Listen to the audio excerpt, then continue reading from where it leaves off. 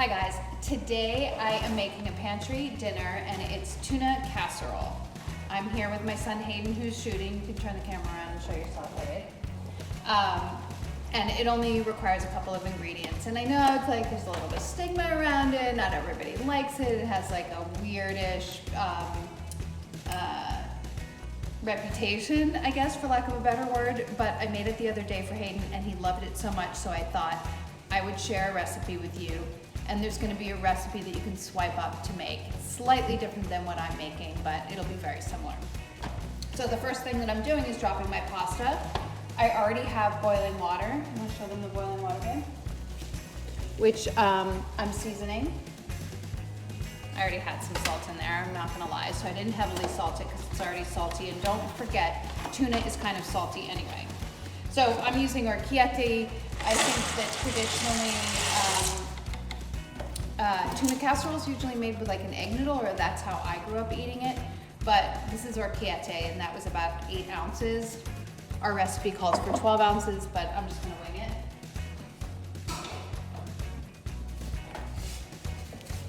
Give it a stir. First, I'm gonna show you what the other ingredients are. A little bit of garlic. You can use onion if you want to. The other day I was making it, I was gonna use onion. I just used garlic. It was delicious.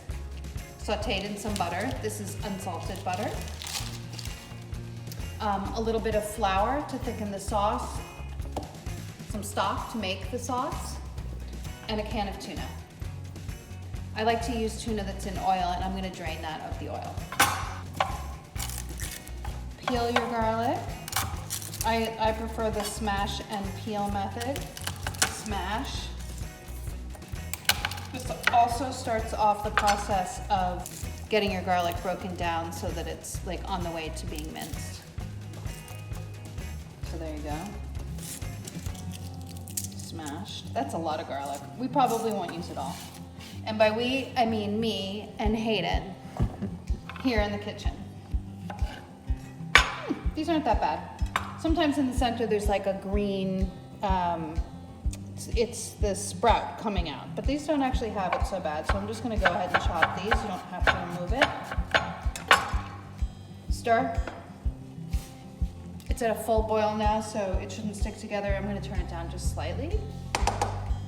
So I'm gonna set my timer for 10 minutes. Give it a chop. I don't know. I'm on the fence. Should I use it all?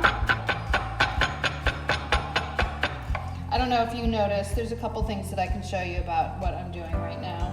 How I'm holding the knife. This is called choking up on the knife.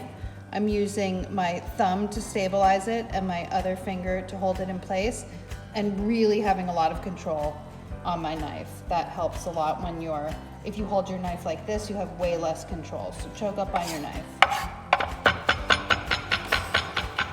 All right, that's probably more than a tablespoon, so I'm not gonna use all of it. Now I'm gonna start making the sauce. Say like a medium high-ish heat.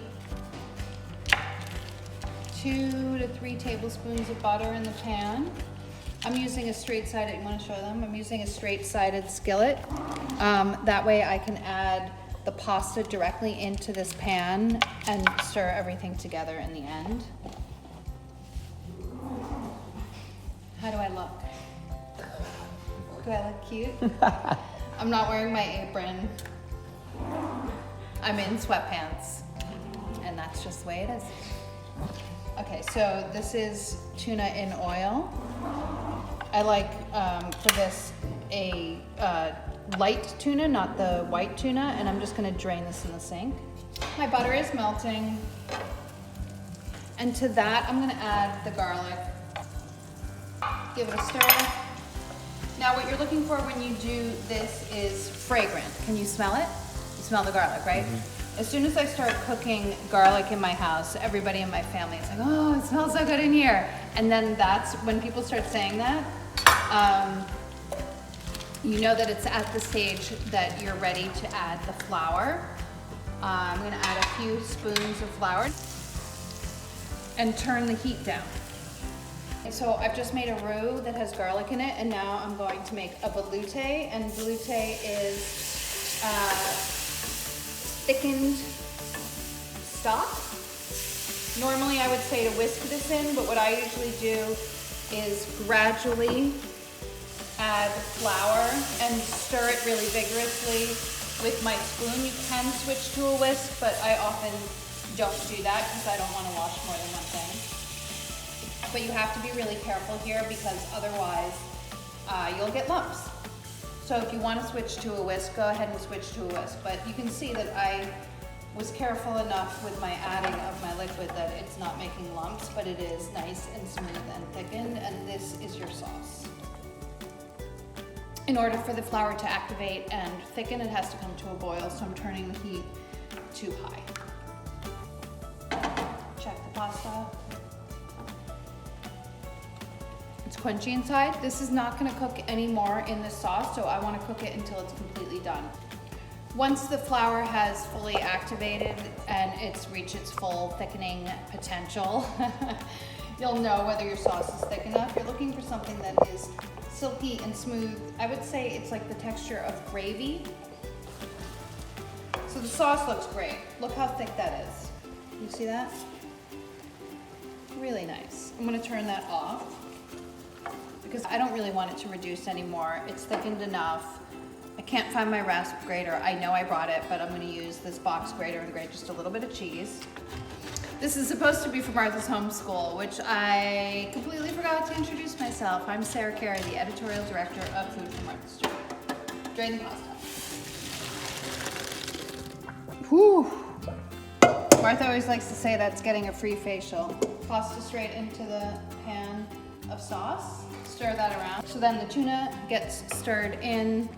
See if it needs salt, pepper. I have black pepper and white pepper in the kitchen. This calls for black pepper. I'm just gonna go ahead and add the cheese.